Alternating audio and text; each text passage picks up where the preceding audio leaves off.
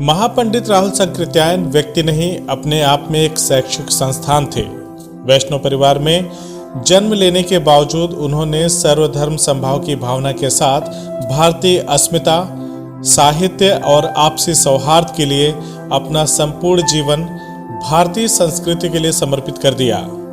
वह एक महापुरुष थे, हैं और रहेंगे। जिस जिजीविषा और समर्पण के साथ उन्होंने बौद्ध धर्म के लुप्त प्राय ग्रंथों को तिब्बत से खोज निकाला और 24 खच्चरों पर लादकर भारत देश लाए, अपने आप में एक अद्भुत क्रांतिकारी और साहित्य मीमांसा धर्मी को बयां करता है। ये बातें आजमगढ़ परिक्षेत्र के पुलिस उप महानिरीक्षक सुभाष चंद्र दुबे ने महापंडित राहुल सांकृत्यायन जी के पैतृक गांव कनैला स्थित बालिका इंटर कॉलेज में उनकी 128वीं जयंती समारोह में कही। विशिष्ट अतिथि के तौर पर इस समारोह में आए आईपीएस प्रताप गोपेंद्र यादव ने कहा कि महापंडित राहुल जैसे लोग सदी में एक बार ही पैदा होते हैं। उनके जैसा होना, उनके बनाए गए मार्ग पर चलना अपने आप में एक भारतीय अस्मिता की रक्षा के लिए सबसे सुगम और सफल कार्य है।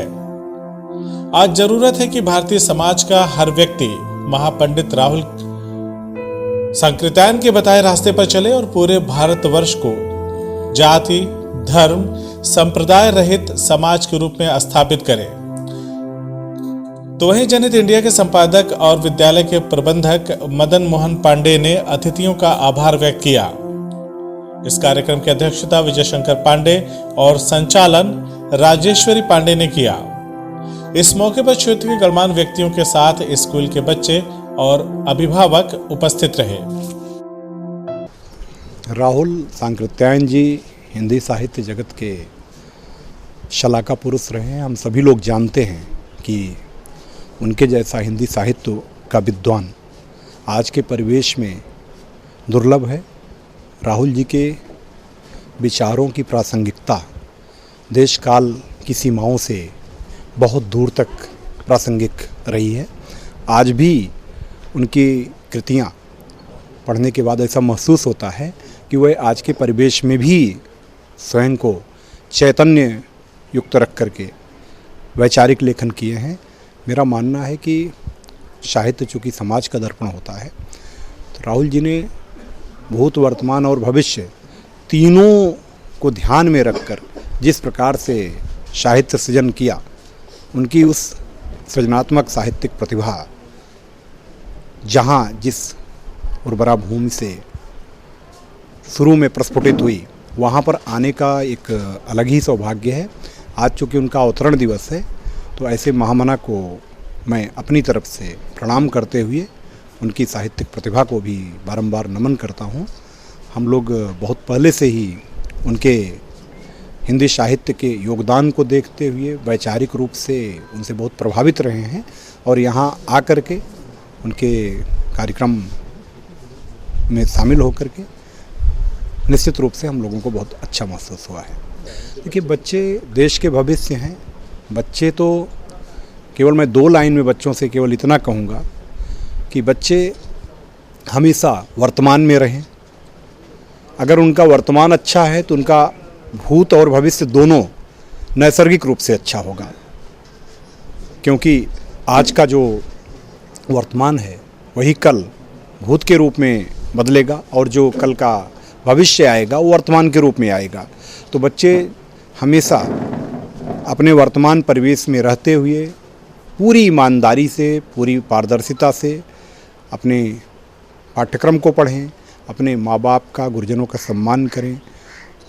साथ ही साथ जो परिवार से अच्छे संस्कार मिलते हैं, और ये अभिभावकों का, माता पिता का भी दायित्व तो एक बच्चों को अच्छे संस्कार दें, तभी एक श्रेष्ठ भारत की, एक श्रेष्ठ राष्ट्र की संरचना करने में, भविष्य के भारत की संरचना करने में उससे मदद मिलेगी।